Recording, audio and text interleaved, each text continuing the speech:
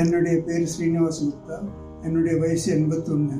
நான் 10 அடி நடந்தாலே என்னுடைய மூச்சு வாங்கும், முன்ன போக முடியாது. திருப்பி நின்றுட்டு மூச்செல்லாம் சரி பண்ணிக்கிட்டு அதுக்கப்புறம் தான் முன்ன நடக்க முடியும்.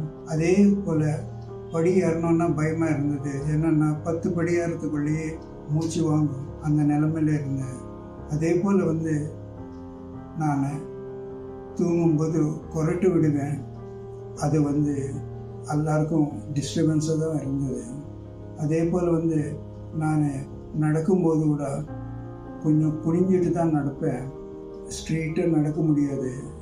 என்னென்னா மூச்சு வாங்குதல்னு பயமாக இருந்தது.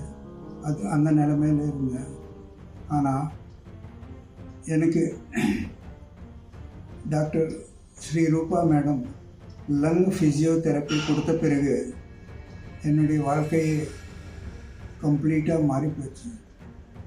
இப்போ மூச்சு வாங்கிறதுன்றதே மறந்து போயிட்டேன். எத்தனை திரும்பமாவது போகிறேன் வரேன். அதே போல் கடைக்கு போயிட்டு ஜாமான் வாங்கிட்டு நானே கொண்டு வர்றேன். ஆனால் எனக்கு எங்கேயும் மூச்சு வாங்கிறது இதுவே இல்லை.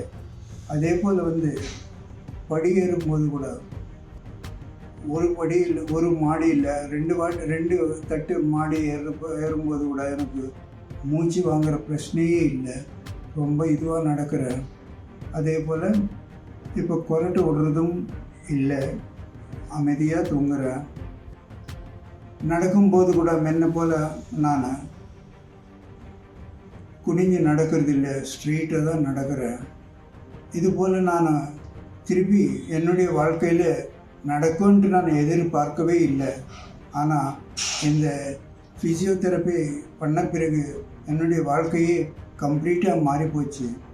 வேறு டாக்டர்ஸ் கிட்ட கேட்டும்போதும் ஃப்ரெண்ட்ஸ் கிட்ட கேட்டும்போதும் எல்லோரும் இது தான் சொல்லுவாங்க, என்னென்னா வயசாகி போச்சு, முன்ன எல்லாமே அது போல் தான் இருக்கும், நீ ஏன் கவலைப்படுற, அது வயசு கோலம்தான்னு சொல்லுவாங்க.